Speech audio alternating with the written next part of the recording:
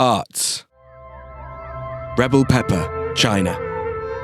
Since 2009, artist Wang Liming, better known as Rebel Pepper, has used his skills to criticize China's authoritarian regime.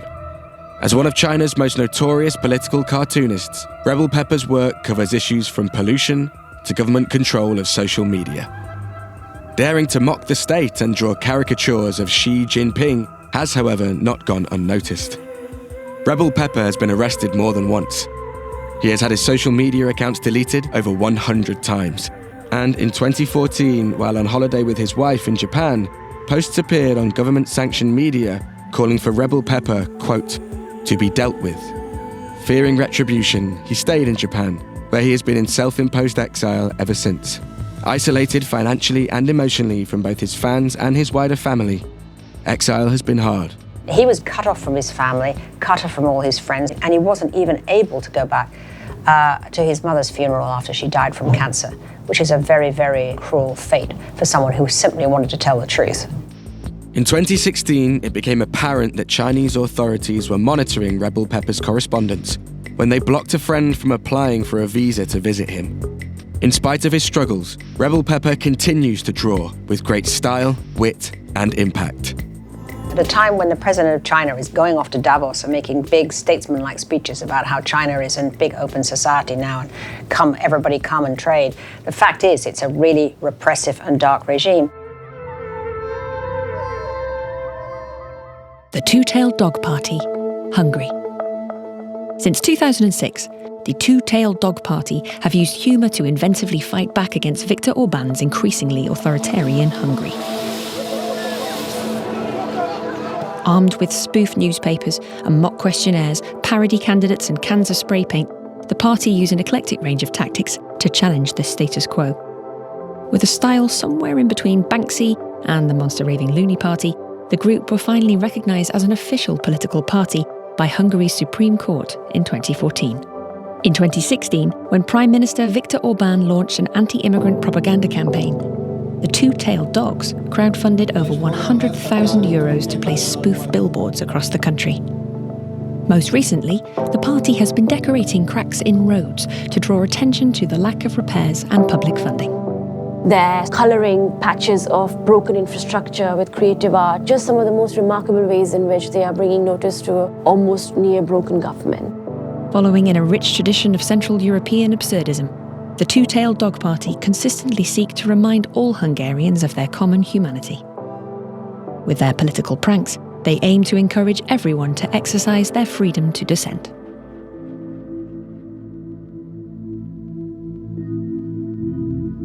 Fahmi Reza, Malaysia.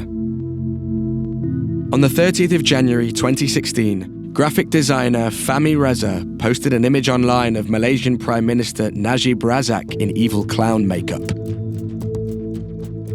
It was accompanied with a slogan translated as, "We are all seditious." Malaysian cyber police ordered Reza to delete the image within hours. Malaysia's sedition law is an outdated colonial hangover, but that hasn't stopped it being used indiscriminately by Prime Minister Razak.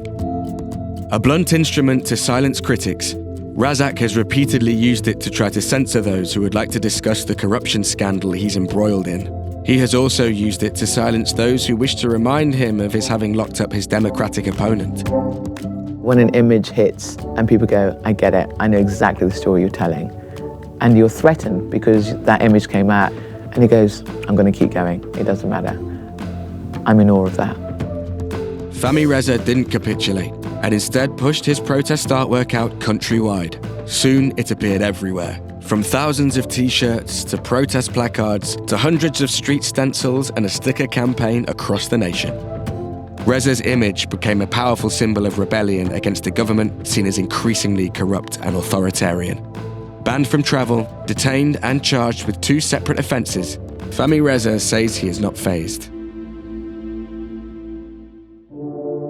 Luati Beirão, Angola.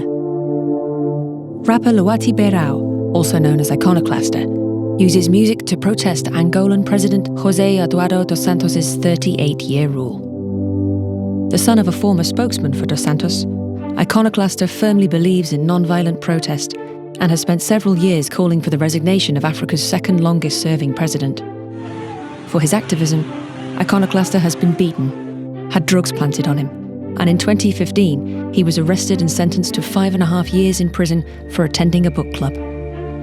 Convicted of preparatory acts of rebellion and criminal conspiracy, Iconoclaster and 14 others had been discussing a well-known and widely available book on non-violent resistance.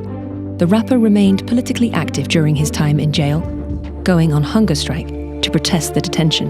Luwati stands out for me because he's, in effect, sacrificed his artistic career in order to shine a light on the kleptocracy that's been happening in Angola for the last 37 years. The Angola 15+2, as they are called, were released in June 2016. Since then, Iconoclaster has continued to speak out, arranging several concerts, which the authorities have banned.